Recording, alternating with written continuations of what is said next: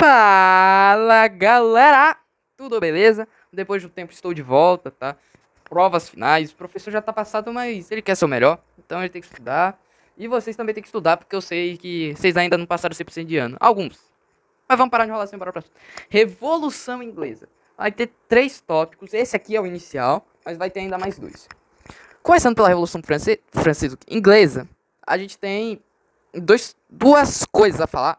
A primeira é sobre o absolutismo inglês.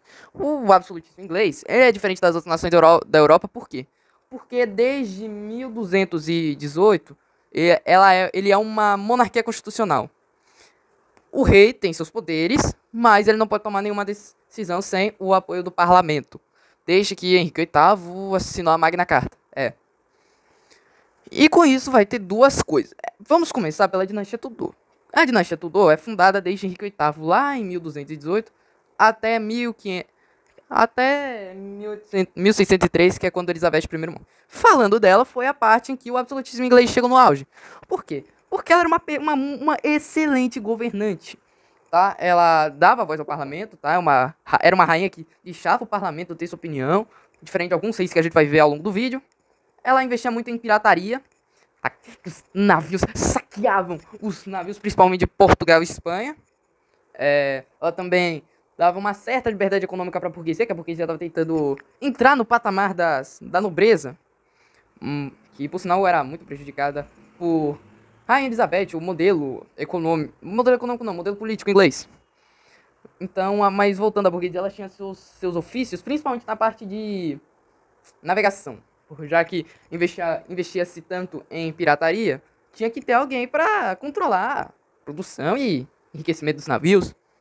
Além de uma espécie de mão firme religiosa, porque ela conseguia controlar bem os conflitos entre os protestantes, anglicanos, puritanos e católicos.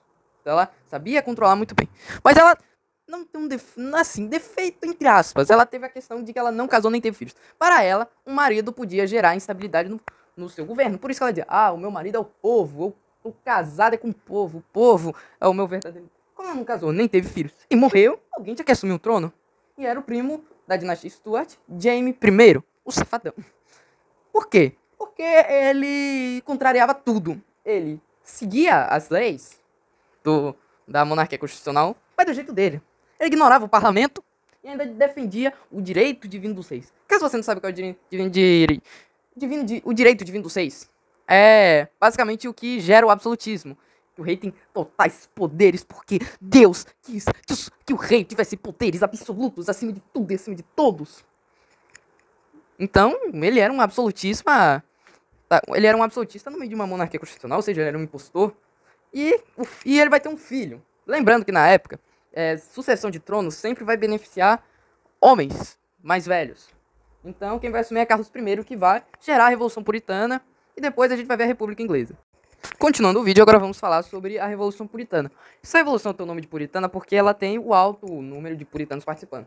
É basicamente o parlamento revoltado com Carlos I, não é Carlos I sim, eu que tô birocostou das ideias. Os puritanos, uma parte do exército. Mas o exército não é fiel ao rei? Tinha alguns, inclusive Oliver Cromwell, que a gente vai ver ainda hoje, e a burguesia, contra o rei e os queridinhos dele, porque no absolutismo a nobreza é muito ajudada. Os anglicanos é porque o anglicanismo é uma religião que passa muito pelo rei. O que vai acontecer? Só vai rolar umas tretas em que essa parte de preto vai vencer e vai dizer que Carlos I vai ter que ser decapitado para o bem da Inglaterra. E essa foi a primeira vez que um rei é morto por ordem do povo. Geralmente ele é morto por câncer e doença. Agora vamos para a República de Cromwell. Por que Cromwell? Porque ele foi o cara mais participativo da Revolução, o puritano. Então ele vai fazer uma república. Não é uma monarquia, é uma república. Ele abaixou alguns impostos muito altos que Carlos I colocou. Ele também criou o ato de navegação, que é a principal coisa do governo dele, em que as mercadorias só podiam perambular por navios ingleses. Isso vai gerar uma treta com a sua inimiga comercial, a Holanda, que é tanto pequeno de território, tanto pequeno no futebol. Né? E a Inglaterra vai vencer essa batalha naval, né? A maior marinha do mundo vai ganhar e vai ficar ainda mais forte. Só que Cromwell morre em 1658. Aí você fala, beleza, o filho vai seguir a mesma linhagem. Só que o filho dele, o Richard, é meio burro, ele não sabe governar. Então ele vai renunciar em 1660. E quem vai assumir? Ele mesmo, o filho de Carlos I, Carlos II. Aí você pensa, ele vai causar confusão, certeza. Não, ele não vai causar confusão. Ele vai manter de boa as leis, os avanços que foi obtido na Revolução Puritana. E ele morre sem herdeiros. Então seu irmão, Jaime II, vai assumir o trono. Que a gente vai ver no próximo tópico. E pra fechar o vídeo, demos a Revolução Gloriosa. Por que ela é chamada assim? Porque ela foi feita sem derramar uma gota de sangue. O que quer dizer que não teve morte. Foi apenas um golpe de Estado. Por quê? Como eu já falei no vídeo anterior, Jaime II assume. E como 90% dos reis ingleses que querem assumir a Inglaterra, ele é absolutista. Inclusive, amigo de Luís XVI, Rei Sol. Ele tinha duas filhas. Maria, a mais velha, e Ana. As duas, por ordem do tio Carlos II, que era o rei anterior, tiveram uma educação mais puritana, mais protestante, porque esse aqui era católico.